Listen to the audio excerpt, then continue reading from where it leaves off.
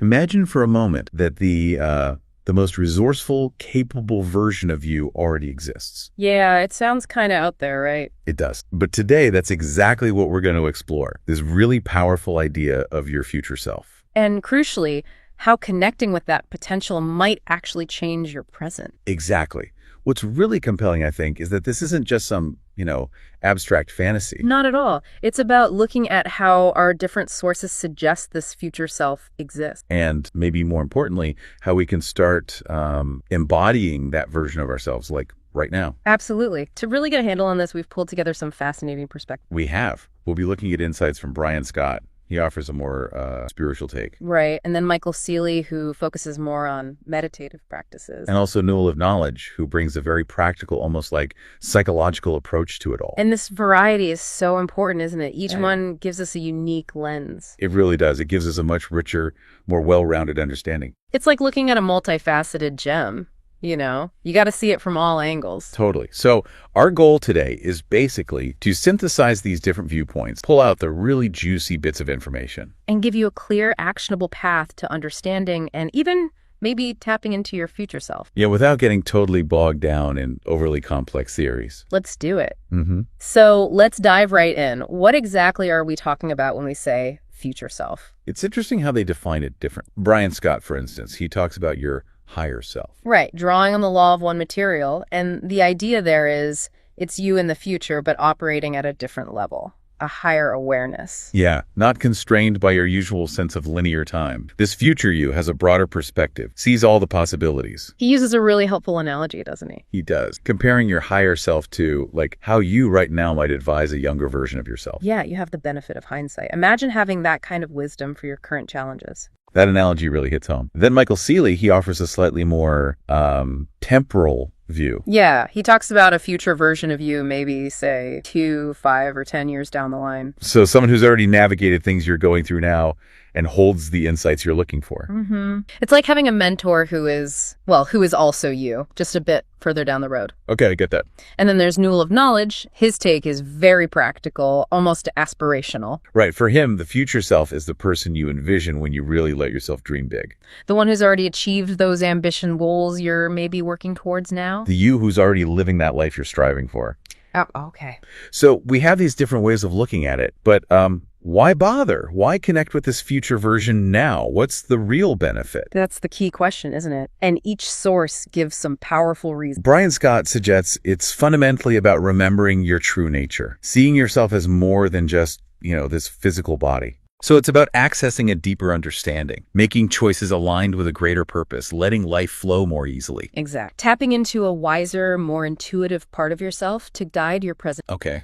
And Michael Seeley. He really emphasizes the reassurance and clarity this connection can bring, especially if you're facing uncertainty or feeling a bit adrift. Yeah. It's about accessing new ways of thinking, feeling, new behaviors maybe. Right, helping you visualize and then create a more authentic life. Like getting a sneak peek at the you who's already figured things out. Kinda, yeah. And then there's this other compelling idea we found about aligning with the most empowered version of yourself. The one who's overcome the obstacles, achieved the desires.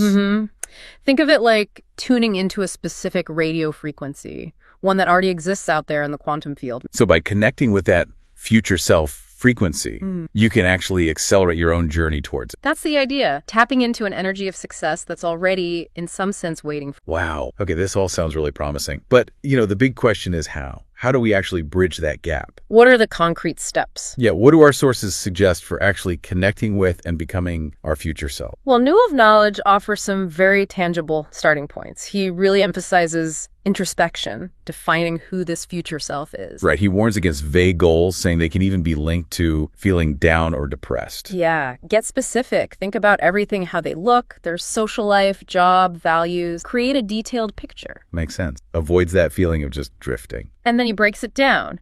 How to make that vision real by focusing on priority. Okay, how? Identify your top, say, 3 priorities for the next 5 years. Then break those big goals down systematically. Into smaller chunks. Yeah, like yearly goals, monthly, weekly, even daily actions. Okay. He gave that example, right? Building a community. Exactly. Broken down into a daily task like booking a social class, it makes it feel less daunting. That level of detail definitely makes a big goal feel more within reach. You have concrete things you could do today. Precisely. And Newell also talks a lot about consciously choosing how you spend your time each day, minimizing non-essential stuff. Like cutting down on instant gratification, endless scrolling. He suggests surfing those urges, acknowledge them, but wait, maybe just 10 minutes. Often the urge passes. And pushing past that feeling of wanting to give up. Yeah, he says push like 40% harder when you feel that resistance, build resilience. And he had those ideas about creating positive associations too, right? Like an apple before studying. Or smiling before you interact with someone to kind of set a positive tone. Little hacks. And good sleep habits, that was key for him too. Absolutely. Morning sunlight, winding down without screens in the evening. It's all foundational for being your best self. Okay, so that's the practical daily stuff. What about more direct connection practice? Brian Scott really emphasizes the power of stillness, just listening within. He points to meditation and sleep as key times for connection. Yes, very potent time. He talks about cultivating a deep relationship with your higher self. A relationship based on love, trust, respect, like a partnership. Exactly. Viewing it as a vital partner in navigating life. And he encourages actively talking to your higher self, like through your heart. Speak through your heart, ask for guidance, and then listen. Pay attention to how answers might show up. Like intuitive feelings, sudden ideas, maybe even synchronicities. All of those signs. He also suggests visualizing your higher self within you. How does that work? Like an energy sitting inside you, or maybe viewing your life through your third eye, that intuitive center. And he mentioned physical sensations too. Yeah, tingling, maybe heartbeats in weird places, third eye pressure signs that connection is active. Interesting. Now, Michael Seeley uses guided meditation, a more structured approach. Yes, visualizing meeting your future self in a specific place, often somewhere linked to journeys. Did you observe them? Their appearance, how they act. You do, and you engage in conversation, ask your pressing questions. And the goal isn't just observing, it's actually merging with that future self in the meditation, feeling their confidence, their patience, absorbing it. Okay, wow. Now, the third perspective we grouped together, it really leans into the energetic side of things. Yeah, viewing future self-visualization as a kind of spiritual technology. Creating an energetic bridge to your highest timeline. They mentioned soul retrieval, retrocausality, big concepts. And they bring in the observer effect, the idea that your conscious focus on your potential actually helps bring it about faster. Fascinating how they connect this to ancient wisdom, too. Totally. Hermetic philosophy, as above, so below. Vedic teachings, Aham Brahmasmi, I am Brahman. Buddhist ideas, what you think, you become. It suggests this isn't a new idea at all. Not fundamentally. Yeah. And they also highlight the science visualization, literally rewiring the brain through neuroplasticity. Right, our thoughts creating new neural pathways. So how do they suggest doing this visualization? They outline a specific practice, creating a sacred inner space first. Comfortable posture, palms up maybe? Clearing your energy field first, with light. Yeah, white and green light. Setting a clear intention, activating the third eye. And then imagining a portal. Stepping through into a sacred space to meet this future self. Observing their aura, their demeanor. And you might receive something, like an energy transfer or a message. Yes, maybe through touch or a spoken message, or even a symbolic object to act as an anchor later. And the final step is merging. Merging your energy fields. Bringing that future self's energy signature back with you into the present, like quantum entanglement. That's powerful stuff. Now, going back to Newell of Knowledge for a sec, he also talked about our environment, right? Oh, yeah, hugely important. Our surroundings shape us. He mentions that old idea, you become like the 5 people you spend most time with. And he updates it for today. It includes the content we consume online, too. Definitely. So be intentional. Seek out environments and people who embody what you aspire, your expanded association. And limit exposure to the opposite. Yeah. Dissociation. Exactly. Those exhibiting behaviors you want to avoid. And sometimes you have to step outside your comfort zone to find those positives. He called it failing upwards, right? Do one thing daily that makes you hesitate. Embrace that discomfort as growth. Okay. And finally, mindset seems critical across the board. Absolutely. Newell really stresses not letting your past dictate your future. Focus on lessons learned, not limitations. Taking ownership, like that stoic idea of turning setbacks into advantages. Yes. Taking responsibility and truly believing you are the creator of your own fate, that your actions now matter. Huge. Embracing that feeling of control. And that other perspective, it also addressed the resistance that comes up. Yeah, the doubt, fear, that inner critic voice. They suggest seeing that resistance not as a stop sign, but actually as proof that real change is happening. That's a helpful reframe. And they offered ways to handle it.